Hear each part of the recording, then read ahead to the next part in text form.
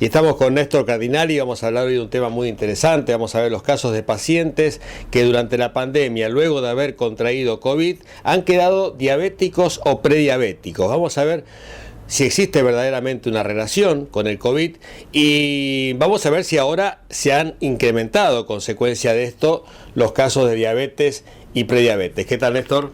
¿Qué tal? ¿Cómo te va? Sí, nosotros ya sabíamos que había ciertas cepas del COVID que generaban diabetes. Esto fue, por primera vez salió en Inglaterra, que fue los primeros en investigar esto, y ellos asociaban a la cepa Delta con la diabetes. De hecho, ellos tenían un registro de aproximadamente hasta un 30% de la gente que se había contagiado de Delta quedó diabético.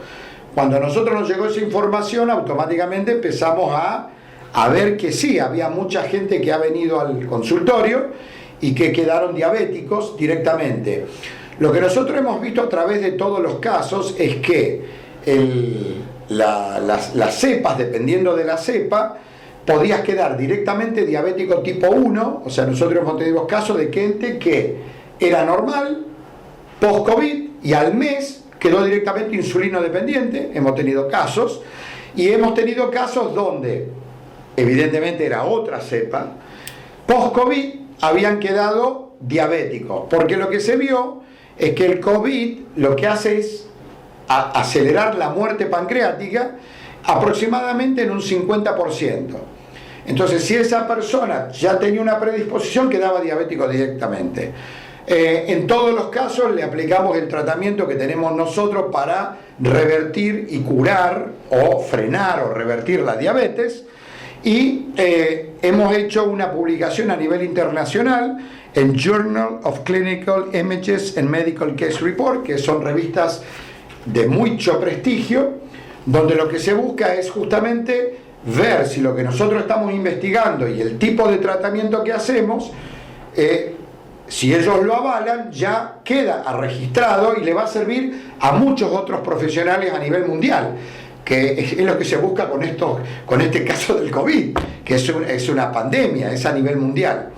Nosotros lo que hicimos fue presentar 3 casos de pacientes donde teníamos los análisis prediabéticos, que eran gente sana, y el análisis post-COVID, donde todos quedaron diabéticos.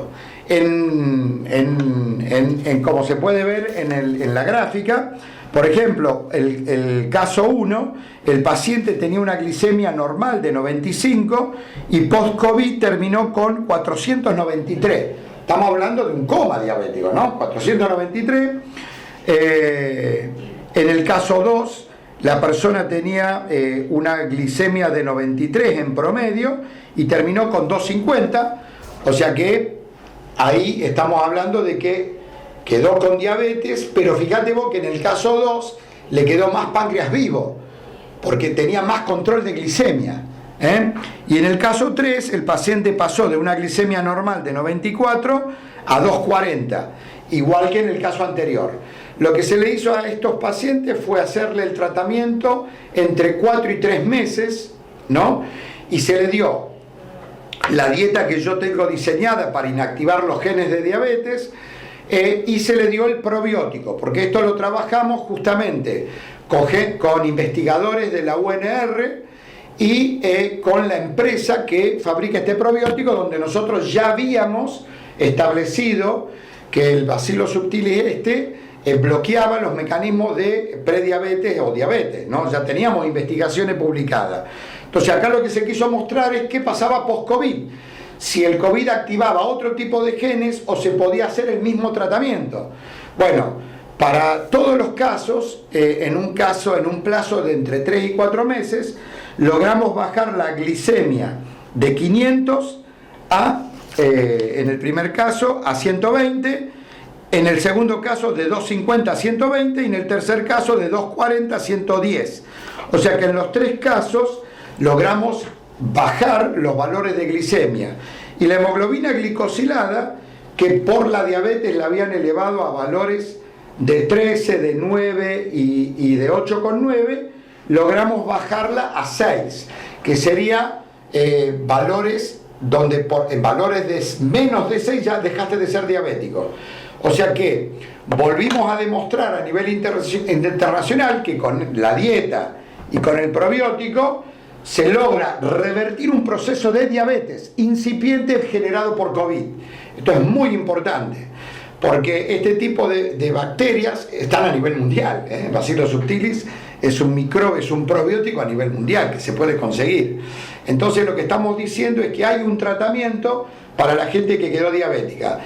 En los 3 casos no están curados. Esto es importante todavía, porque yo, por la experiencia nuestra, yo tardo entre 6 y 8 meses para a la gente que revierte la diabetes, para que la revierta. Y estos casos fueron presentados en la mitad del tiempo. Pero si un paciente tiene una glicemia de 500 y en el plazo de 3 meses la bajas a 120, el pronóstico es totalmente favorable. Bueno, seguramente hay gente que nos está escuchando y que quizás está atravesando un proceso prediabético luego de haber contraído COVID y no lo sabe.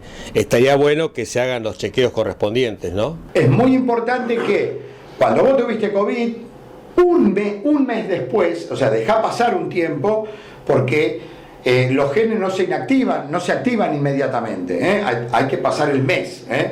Un mes después, hacete un análisis de sangre. En los casos que yo presenté, el primer paciente, él en realidad termina hospitalizado, porque más o menos a los 20 días de haber padecido el COVID, él estaba en una reunión, se empezó a sentir mareado, cayó al hospital y terminó con una glicemia de 500. O sea que ese fue el único caso que no fue por análisis, que fue hospitalizado, ¿no? Lo tratan en el hospital con insulina y cuando sale del hospital lo dejan medicado. Y bueno, y ahí le hicimos el tratamiento nosotros. Bueno, Néstor, vamos a contarles a la gente dónde pueden comunicarse. Estamos en 9 de julio 1287, entre Ríos y Mitre. Los teléfonos son 4486268 o al 426-0570. Recuerden que yo estoy yendo todos los jueves a Artigas 659 en San Lorenzo y que Celina Mato está yendo a Funes o Villa Gobernador Garbes, alternado jueves por medio.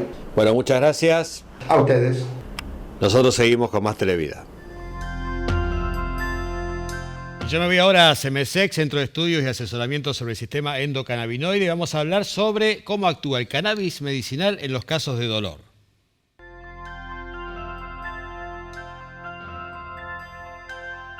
Las personas que vienen generalmente o en mayor cantidad al cannabis, a lo mejor por lo que se escucha socialmente, es que el cannabis, digamos, ayuda mucho en la cuestión dolor.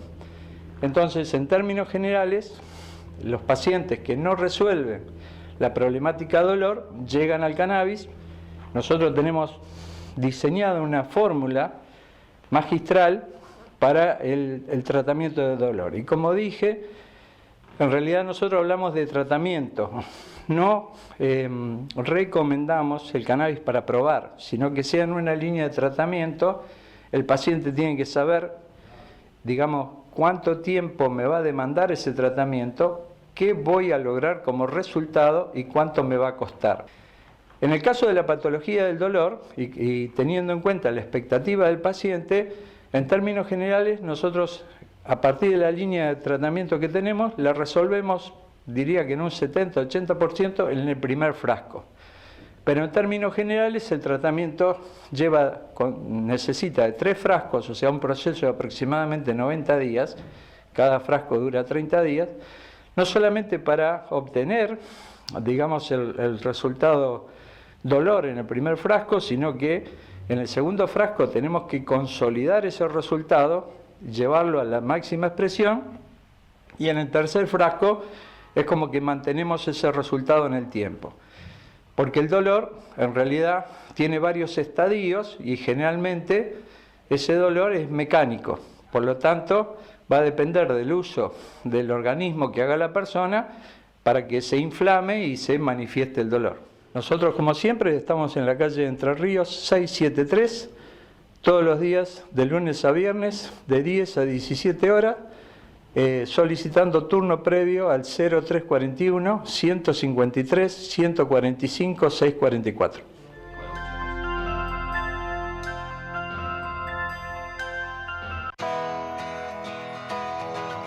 Si necesitas una faja y no sabes cuál es la indicada, consultanos. Hansi. ¿Querés cambiar tus hábitos alimenticios?